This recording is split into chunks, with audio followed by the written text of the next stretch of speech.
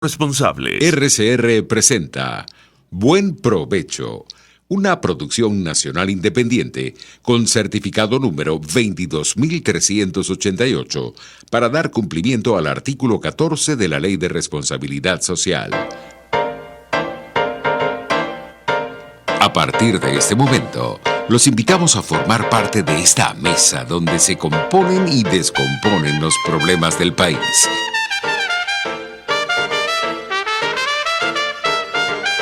RCR presenta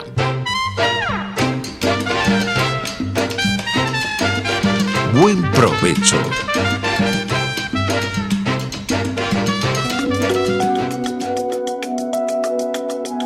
Monitor de Derechos Humanos, con el abogado penalista Fernando Fernández.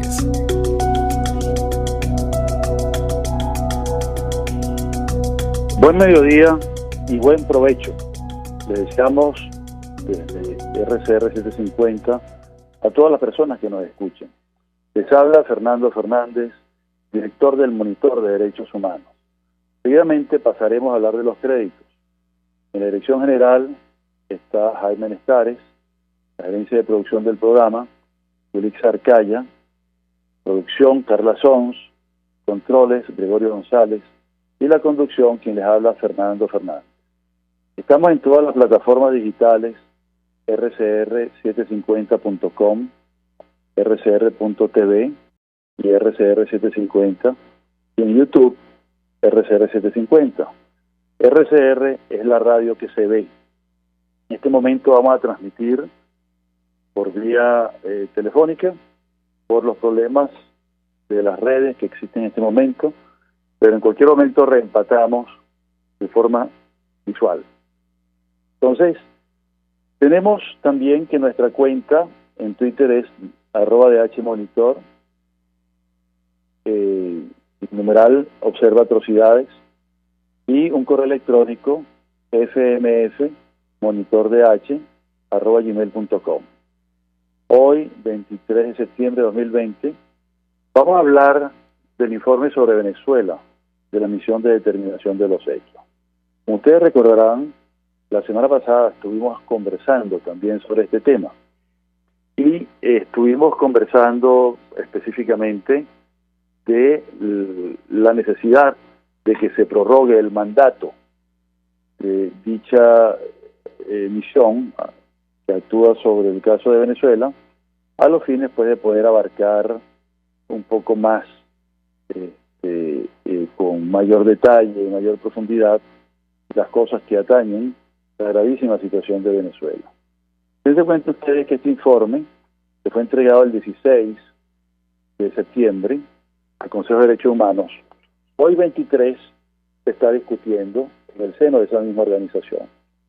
Ya ha habido una serie de intervenciones, de las cuales vamos a hablar de algunas de ellas, pero me gustaría concentrarme un poquito en el informe, ¿no?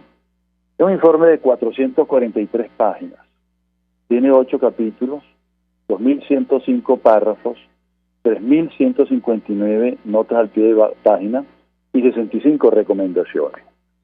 Es un informe que ha sido hecho con metodologías muy bien estructuradas, muy bien organizadas y sobre todo muy bien ejecutadas. Son metodologías que se realizan con todo el apoyo estructural, metodológico también, y vale la redundancia, tecnológico, sobre todo de expertos, a los fines pues de poder abarcar una tarea tan difícil como esta, ¿no?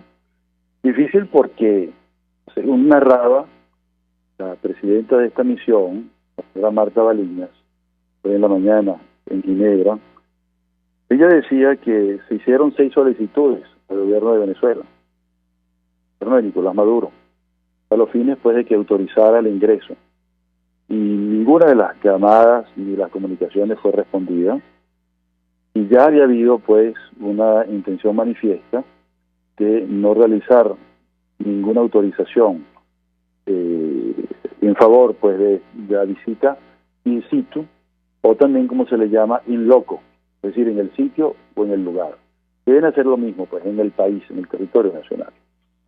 Por esa razón, pues, es que debieron sacar a reducir un enorme conjunto de metodologías, técnicas, provistas pues por la informática, el desarrollo de toda la tecnología digital y las tecnologías de la información, a los fines pues de poder recabar información y verificar la misma. Primero, estamos hablando de una cantidad de tareas que se realizaron con tecnologías digitales. Hay que recordar que la informática se utiliza en juicios, que la informática se utiliza en lo que se llama el gobierno, gobernanza digital, autorizada en Venezuela por ley, y además de eso, es el signo de los tiempos, ¿no? Existen monedas digitales absolutamente válidas. Venezuela tiene toda una legislación sobre eso. Sin mal se puede decir que son tecnologías desechables, fantasmas, irreales, que no tienen ningún efecto. Pues sí, tienen pleno efecto en el plano jurídico y también en el plano de los hechos, ¿no? Entonces, dice el informe que se utilizaron no solamente las entrevistas directas, estamos hablando de 274 entrevistas que pudieron realizar. Pudieron estudiar documentos confidenciales. Las entrevistas, por cierto, también son confidenciales. Y fueron entrevistas tanto en persona, es decir, si hubo un acercamiento person to person, como a través de conexiones seguras, telefónicas o de video. Documentos confidenciales, como dijimos, obtenidas de personas y organizaciones, incluidos expedientes de solicitud de presentaciones de información, de análisis de información de dominio público, es decir, las fuentes abiertas, pero que tienen que ser verificadas y tienen que ser confiables, creíbles. Entonces, las entrevistas que se realizaron, ya dijimos que fueron 274, fueron con víctimas, testigos, familiares, exfuncionarios del Estado, personas vinculadas, pues, en alguna medida al poder público, abogados y abogadas, representantes de organizaciones no gubernamentales, ONGs, y personal internacional. Yo creo que también se consultaron expertos, ¿no? Un poco para verificar las cosas y verla, afinar, pues, ¿no? Desde el punto de vista jurídico, creo que el informe es impecable. Sí, está hecho con toda la metodología de la cual hablamos, y además de eso fue bien orquestada, ¿no? Bien planteada, bien instrumentada, porque se pudieron identificar y verificar los incidentes, así como también a las personas implicadas, tanto víctimas como autores, y corroborar y ayudar a contextualizar la información obtenida de fuentes directas, mediante documentación y entrevistas confidenciales con expertos, víctimas, etcétera. La misión determinó que la información contenida en los documentos de dominio público era, en primer lugar, fiable entre el examen y la evaluación de contenido, así como la información contextual. Este punto es muy importante, porque bien sabemos aquí en Venezuela, y todos lo hemos padecido en gran medida, existe una cantidad de instrumentos, de mecanismos, de tecnologías perversas que bloquean, censuran, tumban portales, interfieren comunicaciones y hacen todo tipo de cosas para boicotear, pues, la información viable, ¿no? Y confiable. Y justamente hay que entonces reconfirmar y verificar que la información que se está recibiendo es la exacta, la fiable, la veraz, no aquella que se traduce en fake news, desviaciones, malas interpretaciones, noticias viejas. Todos los días uno se enfrenta aquí en Venezuela con alguna noticia vieja, reciclada, replanteada, maquillada, intervenida, y por eso es que hay que utilizar metodologías eficaces para evadir, para combatir y anular este tipo de actividades. Ya se habla de millones de bots que existen para hackear y para inundar las redes sociales y crear la sensación de que la realidad es otra. En Venezuela no hay violaciones de derechos humanos, pero hay crímenes atroces y que aquí no está pasando nada, que el país está feliz. ¿Ok? Entonces, esa advertencia metodológica me parece sumamente importante para poder entender, ¿no? La misión también investigó 223 casos con víctimas y con autores. Quiere decir que todas esas entrevistas se permitió poder verificar esos 223 casos en el cortísimo tiempo que han tenido, debida cuenta de las dificultades puestas por el mismo gobierno venezolano. Es realmente una hazaña, un logro, una conquista muy grande, ¿no? Entonces, se analizan estos casos y se seleccionan 48 que son los analizados en detalle en el presente informe. Es de suponer, ¿verdad?, que hay mucha más documentación y que eso tendrá que ser entregado no solamente al Consejo de Derechos Humanos, sino a los otros organismos, sino también a los otros organismos de Naciones Unidas que estarán disponibles para la Asamblea, para el Consejo en sí mismo, para la Fiscalía ante la Corte Penal Internacional y, en fin, guardando, por supuesto, la integridad de la información y asegurándose también la garantía a las víctimas, ¿no? Entonces, pudieron identificar patrones. ¿Okay? Patrones son, en lenguaje de la criminalidad atroz, las cosas que se repiten de forma sistemática y que revisten un carácter de organización. Es decir, no son cosas que hace alguien individualmente porque se le ocurrió en un momento, no son cosas instantáneas, sino que obedecen a un plan estructurado. Y ese plan requiere, pues, toda una organización a través de grupos, a través de estructuras del Estado, a través de bandas, a través de, digamos, conformaciones ilícitas, a pesar de que se puedan utilizar organismos públicos lícitos. Y esa es realmente una de las dificultades que hay que sortear en este tipo de investigaciones. Entonces pudieron verificar de todos esos 223 casos, 2.891 casos de violaciones de los derechos humanos. Es decir, un caso puede repetir distintos incidentes y cada uno tiene, digamos, una casuística particular, pero están concatenados. ¿Me explico? Empieza con un insulto en un programa de radio, tiene una detención arbitraria, de la detención arbitraria se procede a una desaparición forzada, de la desaparición forzada se adviene o se concluye en un caso de tortura, tratos crueles, y bueno, puede conducir hasta el asesinato. Entonces, vemos pues que estas violaciones pueden ser múltiples, y un mismo caso individual puede tener situaciones que cada uno evidencia pues alguna violación en particular, que armadas, concatenadas, generalizadas, es lo que nos lleva a concluir que entonces esos hechos se subsumen en un delito. En el caso presente, tenemos que hablar de crímenes, ¿no? Un hecho punible que está considerado como tal, más grave que ocurre contra la humanidad, en el Estatuto de Roma de la Corte Penal Internacional. Entonces, lo interesante es ver cómo esto se fue concatenando, se fue organizando, ¿no? Bueno, yo creo que es interesante ver entonces que esto va a tener un resultado. Este resultado tiene que ver, en primer lugar, con un marco, con un contexto que lo legitima. ¿Por qué el Consejo de Derechos Humanos designa una misión de esta naturaleza? La designa simplemente en cumplimiento de un mandato de la Asamblea de las Naciones Unidas. En el año 2005 creó un concepto llamado responsabilidad de proteger, responsibility to protect. También se traduce como R2P o R2P, según lo queramos decir, ¿no? Responsabilidad para proteger. Entonces, esa responsabilidad para proteger es, digamos, lo que ocurre entre las naciones en el mundo internacional cuando un Estado no cumple con su deber fundamental.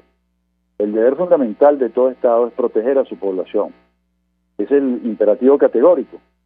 Es lo que justamente configura la necesidad de conformar una república o quizá una monarquía constitucional. Ahí en este momento no nos interesa vivir las formas de Estado, sino decir, bueno, tiene que haber una figura jurídica en el plano de cada nación y que a su vez se interrelacione con las otras naciones a partir de esas figuras públicas que son los Estados. Y de esa manera se conforman las Naciones Unidas, por ejemplo, ¿no? Entonces, el mandato del R2P es que debe ocuparse de los casos en los que el Estado mismo ha fracasado o está fracasando, o que el Estado ni quiere ni puede tener éxito. En otras palabras, el Estado mismo se convierte en un factor de perturbación de los derechos humanos de la población, bien por acción directa, por ataques, o bien por omisión, y entonces deja que grupos de otras naciones o de la propia nación sean quienes organicen los ataques, que luego se pueden considerar como crímenes internacionales según el Estatuto de Roma. Bueno, yo creo que estamos ya en el tiempo de este primer segmento. Vamos a dejarlo hasta aquí. En el próximo segmento continuaremos conversando sobre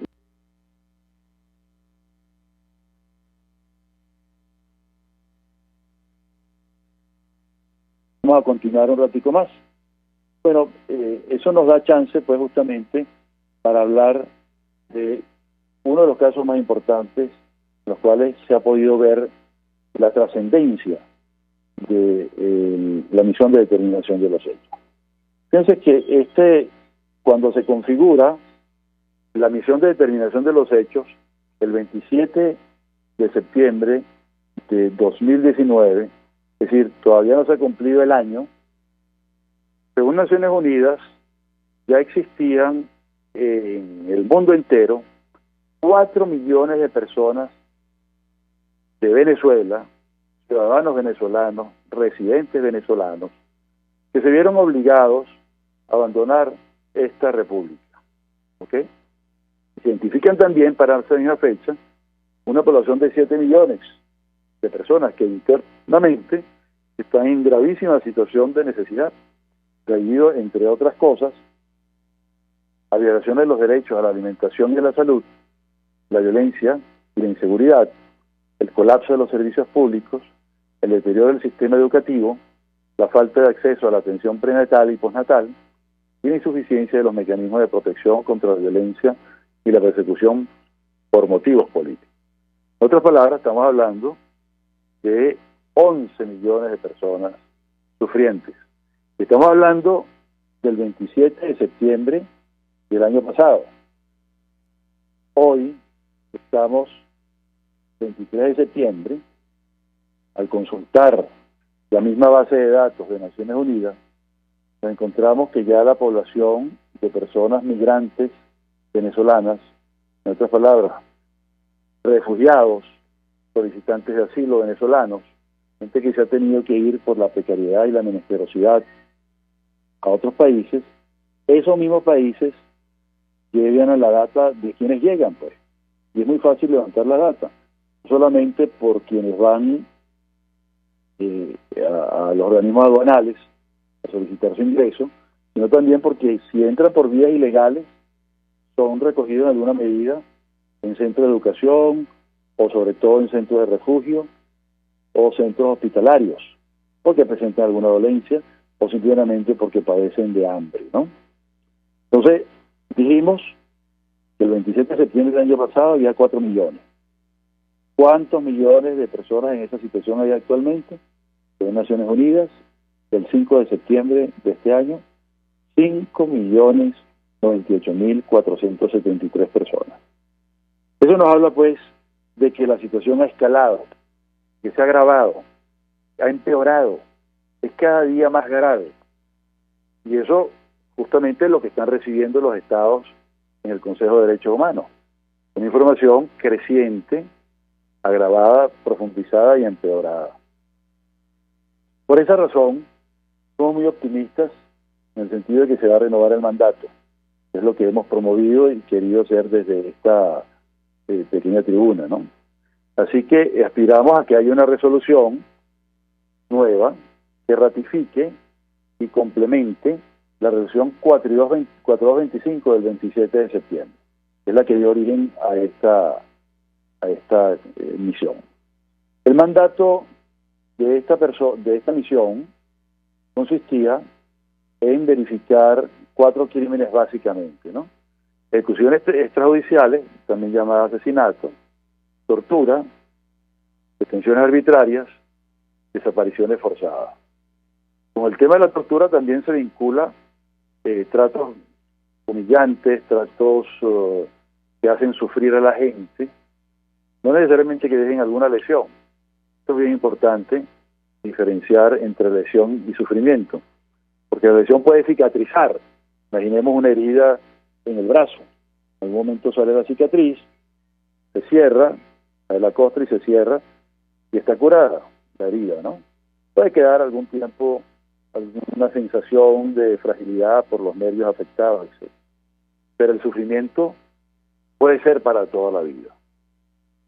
Y digo puede ser, y no digo que tiene que ser, porque hay técnicas psicoterapéuticas y hay toda una metodología de enfoque del tema, como es la obligación de reparación a la víctima y sobre todo restituir la verdad, de manera que ese sufrimiento, producto pues del secreto, de que no se hable, de que no se sepa, de que se oculte, de que se niegue el hecho sufrido por la víctima, hoy en día, gracias a la apertura y al concepto de preeminencia de los derechos humanos, se va a hablar, se va a decir, se va a ventilar, concepto que está por ese viejo y caduco concepto de una soberanía ciega, absoluta, indeterminada, totalmente incondicionada de los gobiernos, ¿no?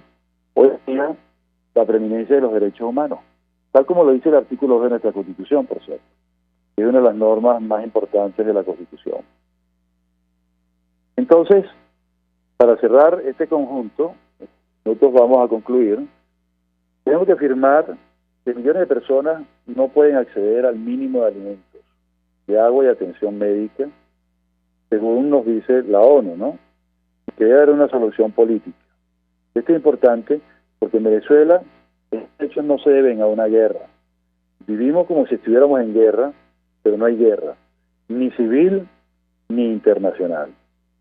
Esto es importante porque se nos ha dicho durante años que Venezuela está viviendo una guerra no convencional, pero no hay nada de eso, no hay partes combatientes, no hay conflagración, ni civil ni internacional. También estamos viviendo, como si hubiera ocurrido en nuestro territorio, una catástrofe natural, un deslave a nivel nacional, un incendio a nivel nacional, un terremoto a nivel nacional, un volcán que a nivel nacional nos llene de lava y de fuego. Pues nada de eso está ocurriendo. Todo se debe a los artificios de la política, bien por razones intencionales o no intencionales, que equivale a lo mismo porque el daño es igual, o bien a un dolo directo o indirecto, es decir, a la mala fe, tanto ocasionada de forma estructurada o por dejar hacer y dejar pasar. En todo caso es un artificio. No hay guerra y no hay catástrofe. Continuamos en el próximo segmento. Muchísimas gracias. Usted escucha Buen Provecho por rcr.tv, la radio que se ve. Sintonícenos a través de Periscope, @RCR750, la radio que se ve. En Arnamar contamos con una muy extensa gama de productos cosméticos de primerísima calidad para el cuidado personal